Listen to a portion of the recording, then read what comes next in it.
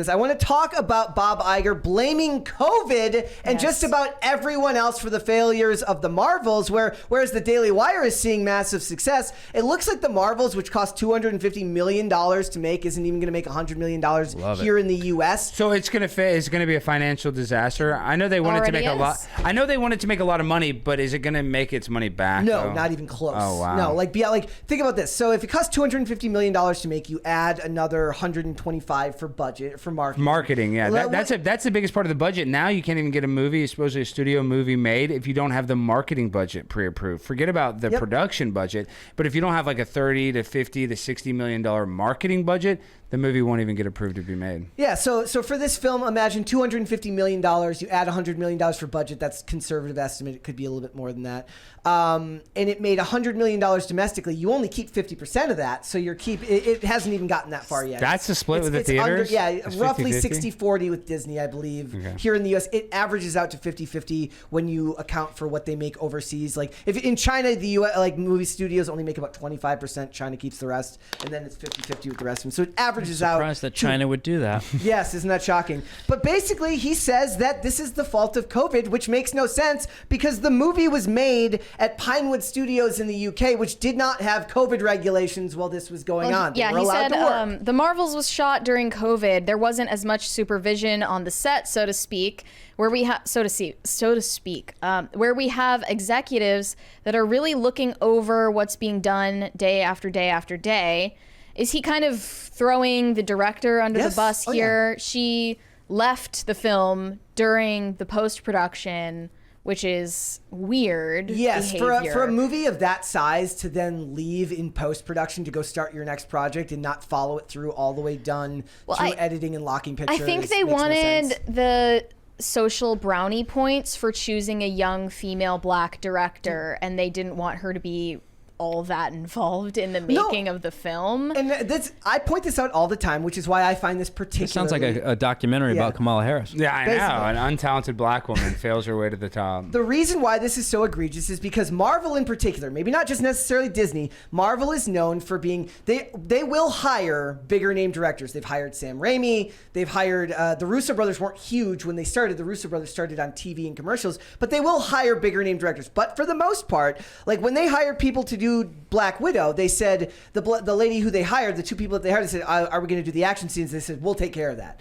So basically the idea is they want Kevin Feige to make all those decisions. So we'll just slap your name on it at the end and make you do all these interviews where you ruin the PR for the movie. So pretending you'll get the blame. So pretending like this is the lady's fault for doing this, even though I don't think I didn't like the Candyman. She's an unlikable woman. Yeah, I didn't like the Candyman. Well, didn't they shoot a Batman or Batgirl movie and then it didn't even That was DC. You know, they also interviewed David Zaslav of Warner Brothers at the same conference and nobody cared. It was just Bob Iger in the headlines. Nobody asked him about how they spent whatever $100 million on a movie that didn't even get released. I have yet to see it. Also, we missed the second $20 one from Chris Noski. I just wanted to read that real quick. He said, Alex, you should pressure Brett to show you how adorable Mocha is. # justice for Mocha. It's not going to happen, ladies and gentlemen. I'm on Team Mocha. It's not going to happen on this show. He will be. It will not be on this show, ladies and gentlemen. It's not going to happen. I'm sorry. So I want to see that Disney, I would like to see Bob Iger actually take responsibility for the fact that everything's failing over at Disney right now. Get himself hyped up before he does these interviews. Watch some Andrew Tate content, like some radical responsibility, like Navy SEAL content. Take a cold plunge. Take a cold plunge. Like, on your balls. Do a water fast. I started watching all those guys to be like, I got to man up. And then all they do is drink coffee and take ice. So I'm just like having diarrhea in an ice bath. He needs to start channeling Walt in his everyday life, which he claims to have done. In this interview, it was so bizarre. He says that he had Walt Disney's whole office recreated exactly as he left it when he died, and they left the ashtrays and all the books are in the same place, and he goes in there to reconnect with Walt or probably do seances if we're being honest. Yeah, you know, Walter's really weird. He was into a bunch of occultic stuff. His best friend was a guy by the name of Werner von Braun who started our NASA program. And we brought Werner von Braun over in a little thing called Operation Paperclip. Werner von Braun was the top rocket scientist for Adolf Hitler, in that he built rockets that killed, thousands of Polish people in World War II. And he ended up becoming Walt Disney's best friend. Right-hand man. Yeah, and that's the guy that started our space program, Werner von Braun. So I'm just saying he's best friends with Nazis. I played him in American Genius. No brag there. Hey, Walt Disney? Von Braun. Oh, you played? Well, in one of those like reenactment yeah, shows. No! I think National Geographic. Yeah. So that was a legit National Geographic how they reenact it, and I'm sure it was obviously like a favorable piece about Werner von Braun. Yeah, right? it was. Yeah. Wow. Dude, Can you give us a Werner von Braun impression? It was just this. It's like, you didn't even speak with a German kind of accent a little? We got a $20 super chat here. We got Nine. Yes, the Ninja Bear said Disney ruined Marvel for me. I grew up with comics, Spider-Man. With great power comes great responsibility. If only leaders read comics. Instead, I have watched woke versions of great story placating to non-fans. Yeah. What they forgot was back when they actually made the movies at least closer to the comic books or paid real homage to the comic books, the biggest cheerleaders you had were the fans who grew up reading them, then got the normies excited about it by talking about how great this character is, which got more people in the theaters. Also, they talk about flooding the market, which they still do. They do it with Marvel Comics by releasing 10 variant covers of every comic they what do you guys think about the Isom, Eric July, all the hate he gets? We've been covering it a little bit. It's insane. Who's that? I mean, he's Eric July. He's a guy. He's a Blaze TV contributor, and he's on his second comic book that's grossed over $1 million. Or maybe now it's his third book. Wow. Excuse me, his third book. He's super successful, all independent. He's mailing it out. But dude, I mean, listen, Eric July is not Disney, right? So it's not going to be like I guess it's probably not going to be on the same level as Marvel. I'm not even trying to hate on it, but dude, they nitpick it like crazy. They'll be like, this isn't, this scene's not good. I don't like this part, but it's just kind of interesting to Just see like an hate. independent guy, right? Independent guy, but he inspires a certain level of hatred from people that's crazy. Yes, and I like Eric, but this is his problem: is he engages all the hate. Like he started to slow down with it a little bit, but he like. Well, he has he does a thing called monetize your haters on his channel. You see, I don't like that. If you're really a real hater, like if you're like concern trolling me, then I mean.